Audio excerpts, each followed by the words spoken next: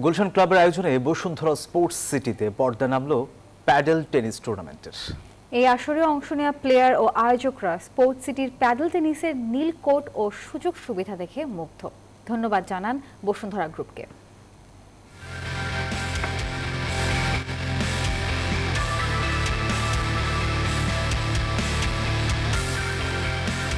Pedal tennis যার চল ছিল না বাংলাদেশে, কিন্তু এক বছরের মধ্যে সাধারণ মানুষের কাছে খেলাটিকে জনপ্রিয় করে তুলেছে বসুন্ধরা গ্রুপ। স্পোর্টস সিটিতে প্যাডেল টেনিসের নীল কোর্টে এখন মাঠ মাতান দেশি বিদেশি প্লেয়াররা। যুবক যুবতীদের পছন্দের খেলার তালিকায় যুক্ত হয়েছে লাল সবুজের দেশে আসা নতুন এই খেলা।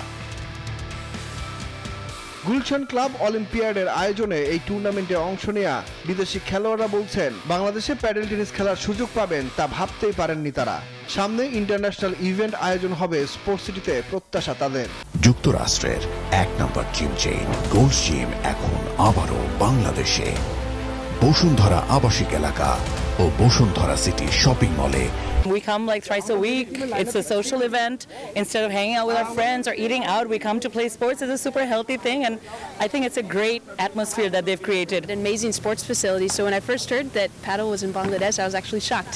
Many men's, women's, this sport is so beautiful because you can also mix very easily. আয়োজকরা বলছেন, বসুন্ধরা গ্রুপ যে মানের কোর্ট ও খেলার পরিবেশ তৈরি করেছে, তাতে এখানে যে কোনো আন্তর্জাতিক ইভেন্ট আয়োজন করা সম্ভব। It's amazing facility, অনেক ভালো একটা ফ্যাসিলিটি। এখানে যে সাথে গোলস জিম আছে, গোলস জিমে যে এরকম আপনার স্পা বলা উচিত, তার রিকভারি সেন্টার আমি ওটাকে বলতে চাই, বিকজ ওখানে যেরকম আইস বাথ এগুলো আছে, it gives a lot of support to the players. We are happy with the response for the first time tournament করাতে যে রেসপন্সটা পেয়েছি, but hopefully going forward, if you continue doing this, we'll probably get some more better responses in the future. সরকারের সহযোগিতায় যদি এই খেলার federation করা যায়, তবে এটি হতে পারে দেশের অন্যতম জনপ্রিয় খেলা। একটা ফেডারেশন তৈরি করতে হবে। মিনিস্ট্রিজ ওনাদের দায়িত্বে, ওরা যদি মনে করে যেটা বাংলাদেশের একটা নতুন উদ্যোক্তা হিসাবে যদি আনতে চায়, তাহলে ডেফিনেটলি পসিবল। গুলশান ক্লাবের কর্মকর্তাদের প্রত্যাশা, ভবিষ্যতে স্পোর্টস সিটিতে আরো বড় টুর্নামেন্ট আয়োজন করবেন তারা।